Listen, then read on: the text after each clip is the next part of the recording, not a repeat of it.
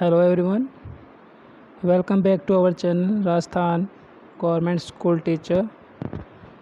Today we are going to study about the latitudes and longitudes that are drawn on the globes, and globe is the model of earth. Why we use globe and how many types of globe there, so we are going to study about it. So first, in the previous chapter, you have read that our planet Earth is not a sphere. It is slightly flattened at the north and the south pole and bulge in the middle. And you also have noticed that there are two poles, south pole and north poles, and a line between the Earth, or you maybe call it globe, that drawn on the middle is equator. The north side is called north hemisphere and south pole side is called southern hemisphere. So we are going to study again.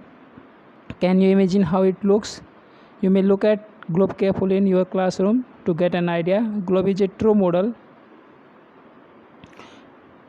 of the earth. In picture 2.1 you can see it. There are an axis 1 and 2. The below axis is called south hemisphere, south pole, and above pole is called north pole. There are a line drawn in between two hemisphere, it's called equator. So globe may be of varying size and types. There are three sizes: big ones which cannot be carried easily, second, small pocket globes, and third, globe like balloon which can be inflated and are handy and carried with ease. The globe is not fixed. It can be rotated the same way as a top spin or a potter's wheel is rotated. On the globe, countries, continents, and oceans are shown in their correct size. It is difficult to describe the location of a point on a sphere like the Earth. Now the question arises to how to locate a place on it. We need certain points of reference and lines to find out the location of places. Dear students, you will notice that a needle is fixed through the globe in a tilted manner, which is called its axis, and you notice it first. This is the first axis, that is called the south pole, and above axis is called north pole.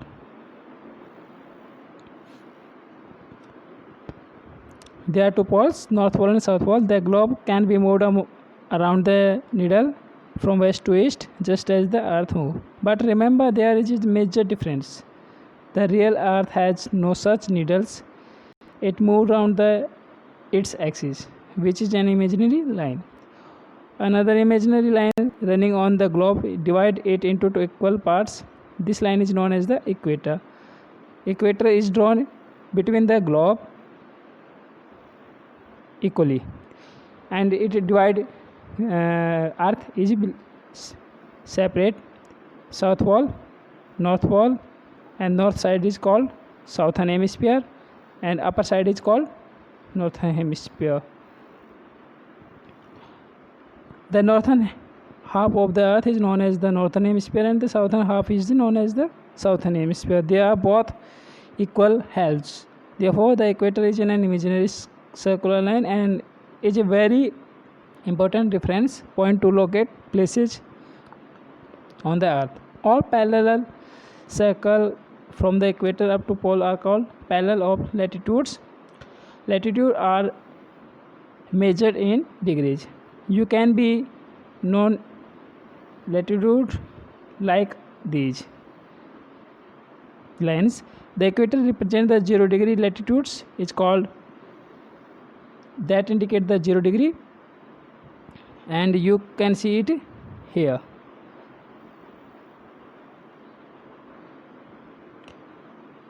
Since the distance from the equator to either of the pole is 1/4 of a circular, round the earth, it will measure 1/4 of 360 degree, that is 90 degree.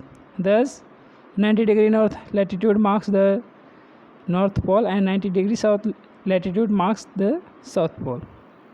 As such, all parallel north of the equator are called north latitude. Similarly, all parallel south of the equator are called south latitudes. The value of each latitude is therefore followed by either the word north or south. Generally, this is indicated by the letter N or S. For example, both Chandrapur in Maharashtra, that is situated in India, and Belo Horizonte in Brazil, that is in South America, are located on parallel of about 20 degree latitude, but the former is 20 degree. Maharashtra is in northern hemisphere and Valley in southern hemisphere. We therefore say that the Chandrapur is situated at 20 degree north latitudes and Belo Horizonte is situated at 20 degree south latitude. We see in picture 2.2 that we move away from the equator, the size of the parallel of latitude decrease. Important parallel of latitudes. Beside the equator 0 degree, the north pole and the south pole, there are 4 important parallel of latitudes. Tropic of Cancer, 23½ north in the northern hemisphere. Tropic of Capricorn, 23½ south in the southern hemisphere. Arctic Circle at 66½ north of the equator and Antarctic Circle at 66½ southern of equator. You can locate it in here. This is the equator 0 degree. Tropic of Cancer, that is situated in north, and Tropic of Capricorn, that is situated in south, and this is the Antarctic Circle, that is situated in southern hemisphere, and this is the Arctic Circle, that is situated in northern hemisphere, that indicate the 66½ degree on the globe. And there are 2 poles also, that is called freeze zone, north and south. How we feel heat zone of the earth. The midday sun is exactly overhead at least once a year on all latitude in between the Tropic of Cancer and the Tropic of Capricorn. This area therefore receive the maximum heat and is called the torrid zone. The midday sun never shines overhead on any latitude beyond the Tropic of Cancer and the Tropic of Capricorn. The angle of the sun's rays goes on decreasing toward the poles.